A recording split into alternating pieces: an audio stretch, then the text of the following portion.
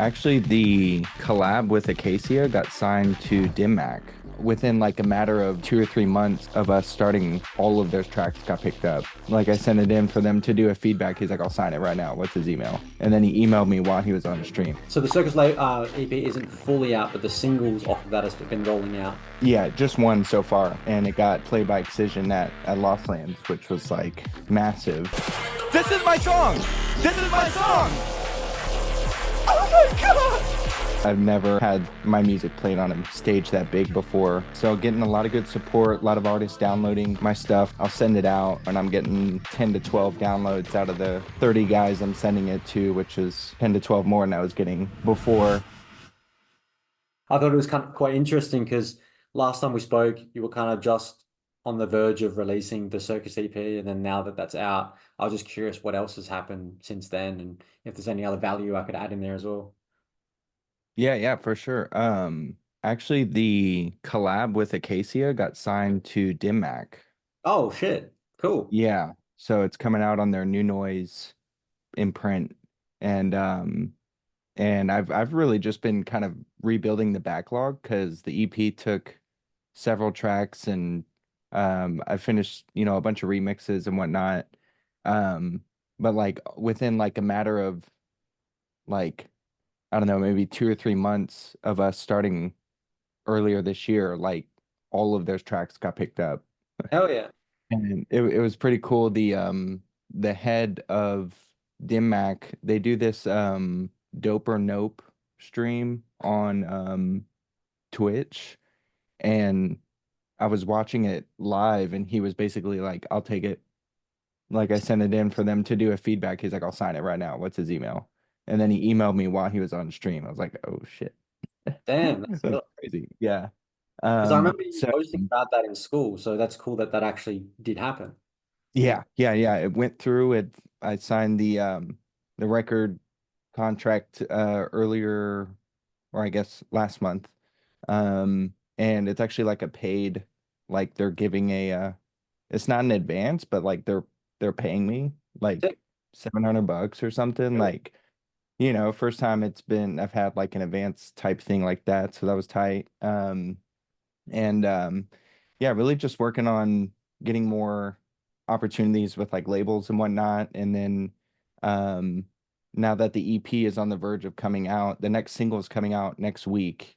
And Okay. then the EP drops in November, the DMAC track drops in December. So I really want to use that momentum to like get on agent radars and management radars and hopefully this subcarbon thing plays out. It was unfortunate that it got removed from um the compilation, but it's just a compilation, so I'm not really tripping about it. But I sent them the another 4 track EP today.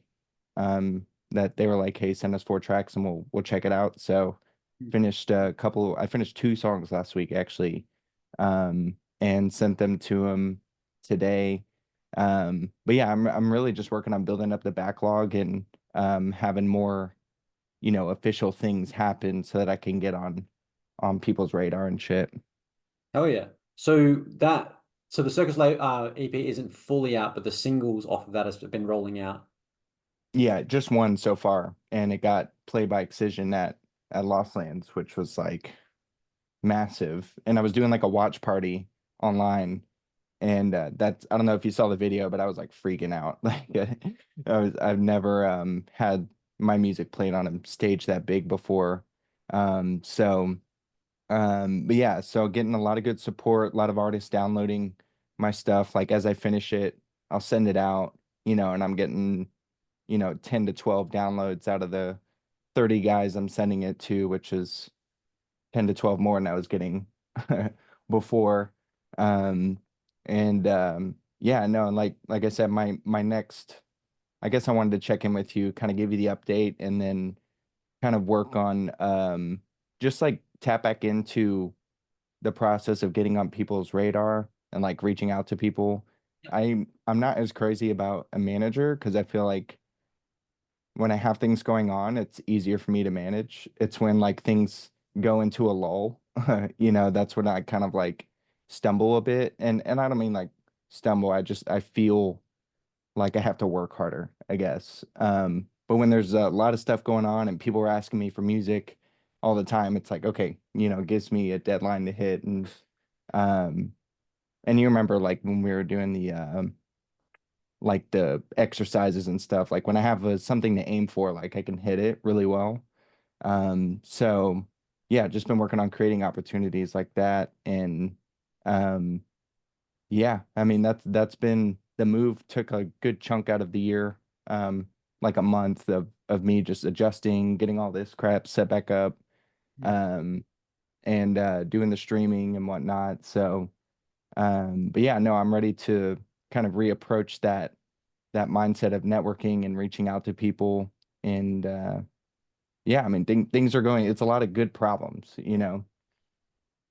Yeah, so it's comparatively to before, the first time we ever spoke, you were kind of in this plateau where you're like, oh, like, I'm just doing like launching the new project properly and like, everything's going again. And, you had a bit of uncertainty of like where you're going. But now sounds like you've got a lot of things going to keep you busy, like that's the most For important sure. bit. So like, make sure that the passion is like at a whole time high because it's like you just ride that momentum now. So Oh yeah. you just got to keep doing what you're doing, man. It sounds like things are going great. So that's awesome Yeah. about the MAK thing as well. I didn't know about that. So that's going to play perfectly with the time for when you do reach out to like get intro to ambient artists. Cause like that's another thing. If you're just only getting on Circus, like that is already enough reason for them to bring you on. But it's like getting other like mid-tier labels like that. It also looks really good on the resume. Like Dimac's Yeah. great for just like getting bookings in general because like everybody knows Dimac. So that's cool. Um, how's like shows going? Because last time we spoke, was that after or before when you got the Space Laser show? It was a Space Laser support, right? Yeah, I played Space Aces before I left Texas. That was like one of the last things I did there. The last like big show I played, it was this thing called Toxic Summer. Yeah. And that was in Austin at the end of August.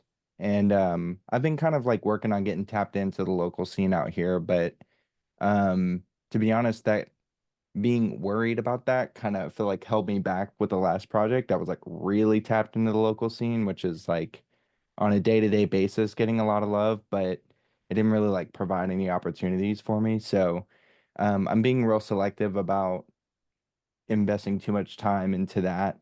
But I haven't had I've had some people reach out about them, but like nothing has really moved just yet. But I'm also still riding some of the momentum from that Excision thing, No. and hoping to kind of like leverage that into, creating some opportunities, getting some buzz.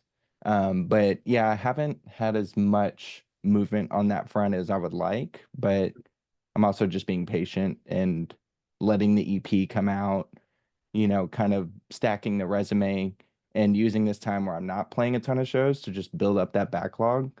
Um, and but yeah, I mean, I definitely would like to see more on that front as far as just like, because I don't know, it's always weird reaching out to people like, hey, can I play your show? Or like, can you book me or something? But I also don't want to do anything that's like not legit either. Yeah. You know what I Yeah. mean? I want to play something that's cool. And like a lot of the times, if you're not like a build artist, you kind of just got to know someone. And I just moved out here, so it's a little bit of a hurdle. But again, I'm just using the opportunity to produce more. And I'm getting like a lot of side work. I'm working on like movie sets and Yeah. stuff like out here. Oh yes. So, and not like a ton, but it's just good side work, um, and it's not permanent. They just call me when they need me kind of thing. So, um, but yeah, no, I definitely want to see more, movement in that area. Something I also wanted to talk to you about is there like a proper avenue, not having an agent, but having something to kind of show for myself where it's like, hey, I think I'm a good fit for this show. Mm. Yeah, so you've got more than enough leverage in terms of the artist support stuff. What I would want to see if I was a promoter is like run ads on that clip you've got of Excision playing your stuff out and just run it specifically in the areas you want to play. So if let's say you just want to play like in the closest cities around you, you can just target those specifically, run that for like a couple of $100 And that way, like you'd be surprised how often promoters see that kind of stuff. And then when you do, like what I would do is add them on Facebook, on Instagram, follow them.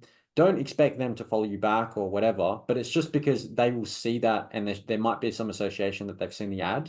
So that's what I would do Yeah. is I would, run these ads for a little bit. And then when I add them on Facebook and I introduce myself, surprisingly, a lot of the times they've been like, oh yeah, I've seen your stuff pop up sometimes. Okay. That's usually Okay. what happened. And then the conversation kind of rolls a little bit more smoothly. So I'd run probably like 200-ish dollars on, and this is Australian, so US dollars it has way higher, like, you Yeah. get way back for your buck over there, because Facebook is American. So I'd run that for about 200 bucks, just targeting those areas you want to be playing in and where the promoters might be, and then hit them up on socials, add them, follow them, and just stay consistent, like posting stuff.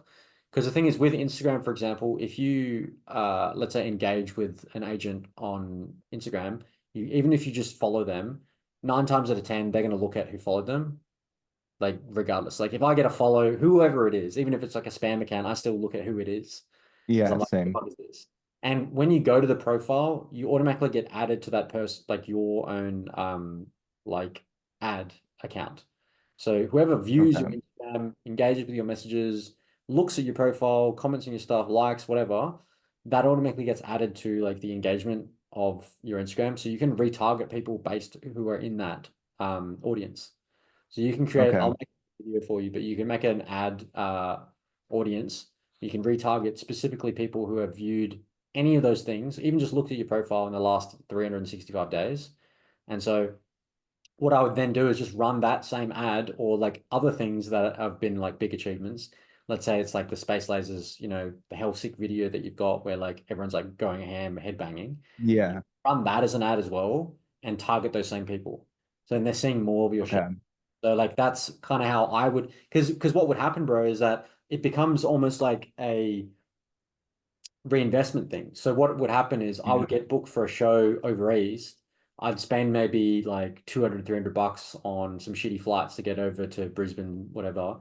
And I'll get paid maybe 500 bucks or something. So it kind of covers my flights and my accommodation's covered. But then the remaining 200 or $100 I have left, I literally put all that money back into the videographer and the ads because then Yeah. that got me another gig. So I would just keep re-injecting whatever profit I made from the shows. I would put 100% back into ads because then that likely got me another show. So I could just keep like depositing money back into the ads to get me more gigs. Yeah. So Okay. that's kind of how you want to look at it. Like any money you reinvest into good content, like either artists playing your stuff out, like at festivals, like the Excision thing, or you playing in front of like a rammed crazy crowd. Those are the two things I invest all your money into because it comes back Okay. spades of that investment. Yeah. Okay. All right. Yeah. I think I'll probably do that after we hang up, or at least like set up the ad, on Meta or whatever. Okay, because you always said don't like boost it on your phone, like go actually do it Yep. through the Meta suite or whatever. Yeah. Because if you Oh boost yeah. it, yeah, if you boost it on the post, it just wastes a lot of it because it's not specific enough. It might just like show it to just a bunch of fucking random grandmas. It's not necessarily Yeah. who you're after.